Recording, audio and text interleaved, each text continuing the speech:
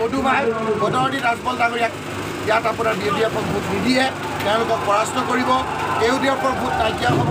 AUDF নাইকিয়া হোৱাৰ লগে লগে হিমন্ত বিশ্ব শৰ্মাৰ চকী লৰি যাব। হিমন্ত বিশ্ব শৰ্মা মুখ্যমন্ত্ৰীলৈ যাব। আজি কৰিমগঞ্জৰ ৰাইজে সেইটোকে বিচাৰিছে। তাৰ উপৰিও আমাৰ কংগ্ৰেছৰ হাতৰ চিনত জিকা দুজন বিধায়কে আজি যেনেকৈ আপোনাৰ হিমন্ত বিশ্ব শৰ্মাৰ একে মঞ্চত তেওঁলোকে বক্তৃতা দিয়া আৰম্ভ কৰিছে বুলি শুনিছোঁ। যদি সেইটো সত্য হয়, আজি অল ইণ্ডিয়া JDUৰ প্ৰেচিডেণ্ট প্ৰয়াত শৰদ যাদৱ ডাঙৰীয়াই অল ইণ্ডিয়া JDUৰ প্ৰেচিডেণ্ট থকা অৱস্থাত কেৱল এখন মিটিঙত লালু যাদৱৰ লগত যোৱাৰ কাৰণেই দেশৰ তেখেতৰ ৰাজ্যসভাৰ পথ খাৰিজ হৈছে। গতিকে এই লোকসকলক যদি আমাৰ NPD ফেকশ্যন আইনৰ যোগেদি তেওঁলোকক আপোনাৰ BJP যোৱাৰ কাৰণে তেওঁলোকক যদি MLA চিট নাযায়, তেতিয়াহ'লে আমি হাইকোৰ্টত গৈ হ'লেও তাৰ নিৰ্দেশ আমি ল'ম। এনেকুৱা বহুত নজিৰ আছে। তেওঁলোকে যদি সাহস আছে MLA চিট ৰিজাইন দিয়ক, ৰাইজৰ ওচৰলৈ আহক, তেওঁলোকক ৰাইজে পৰাস্ত কৰিব।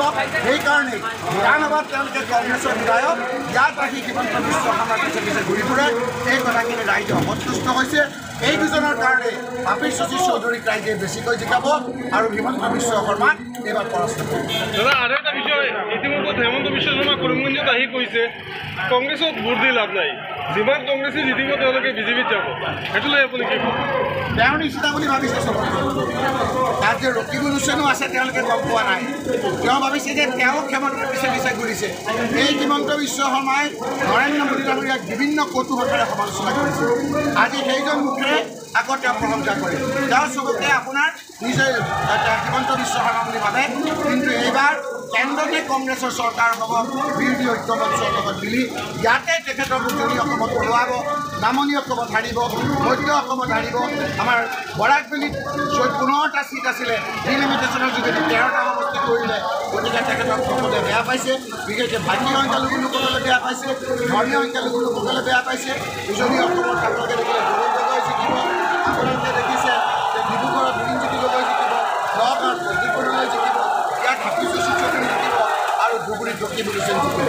এই লোকসকলৰ উপৰিও বাকী প্ৰত্যেকটো সমষ্টিত আমাৰ আপোনাৰ প্ৰতিদ্বন্দ্বিতা হৈ আছে, আপোনালোকে দেখিছে। গতিকে এইবাৰ নিৰ্বাচনৰ পাছতে হিমন্ত বিশ্ব শৰ্মা চকী হৈ যাব, মুখ্যমন্ত্ৰী হিমন্ত বিশ্ব শৰ্মা।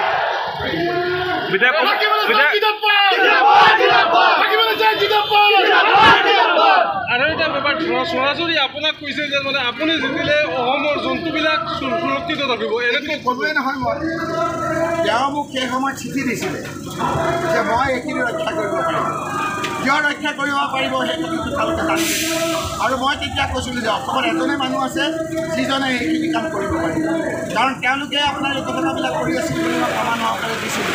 গতিকে এই কথাখিনি মই উত্তৰ দিছোঁ। তথ্য আছে, তথ্য সহকাৰে আপোনালোকে তেতিয়াকৈ মই এইখিনি